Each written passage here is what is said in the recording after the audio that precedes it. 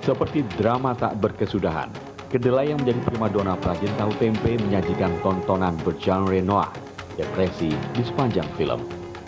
Begitu juga dalam kehidupan nyata. Kedelai, tanaman jenis polong-polongan yang menjadi bahan dasar kecap, tahu, tempe, dan susu ini diburu layaknya permata. Namun, di dalam negeri sendiri, ia menjadi anak tiri.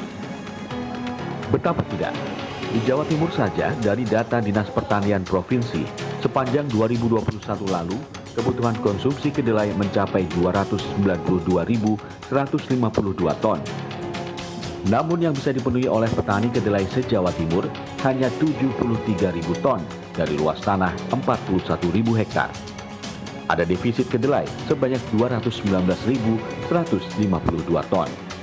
Tren defisit ini mulai terjadi selepas tahun 2004. Lahan tanam kedelai ini pun semakin menyusut dari tahun ke tahun. Tercatat dari tahun 2019 hingga 2021 dari luasan 80.000 hektar menyusut sampai separuhnya di tahun 2021 jadi sekitar 41.000 hektar saja. Kedelai yang merupakan tanaman subtropis disebut menjadi penyebab tanaman ini sulit dikembangkan. Flora subtropis ini harus ditanam di tempat dengan suhu kering. Di Indonesia, kedelai hanya bisa ditanam ketika musim tanam ketiga, yaitu ketika musim kemarau. Selain itu, kedelai tak berkutik. Hal tersebut diklaim sebagai salah satu alasan para petani enggan menanam kedelai. Hal lain adalah biaya operasional yang cukup tinggi. Untuk nanam kedelai membutuhkan kos yang besar. Kemudian OPT-nya Pak, hama penyakitnya itu lebih besar daripada nanam padi. Kemudian harganya untuk dijual di pasar nggak ngangkat Pak sama biaya produksinya. Jadi petani itu lebih cenderung untuk beralih ke komoditas lain. Oleh karena itu maka untuk mencukupi kebutuhan kedelai itu pemerintah impor. Namun, apakah benar begitu? CNN Indonesia berbincang langsung dengan petani dari desa Ngerong, Pasuruan, Jawa Timur yang sudah 10 tahun terakhir rutin menanam kedelai.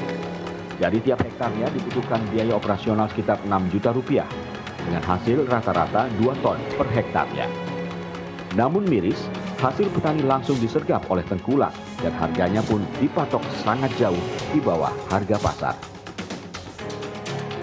Kalau harganya kalau di sini tuh kan yang menguasai tengkulak Pak. Terus terang harganya itu 6,5, kadang 66, kadang 67. Kok bisa segitu Pak? Karena apa? Karena gini, petani sendiri itu nggak bisa berkutik Pak. Maksudnya nggak bisa berkutik. Kedelai belum panen, kurang-kurang 1 bulan. Petani itu butuh dana. Kadang-kadang pinjam ke tengkulak. Jadi yang memberi harga, yang memberi paten harga itu tengkulak. Nah, harganya kurang lebih segitu. Nggak ada Pak, selama saya nanam itu sampai 7.000 nggak ada. Padahal di pasaran, harga kedelai lokal ini ternyata tidak berbeda jauh dengan kedelai impor.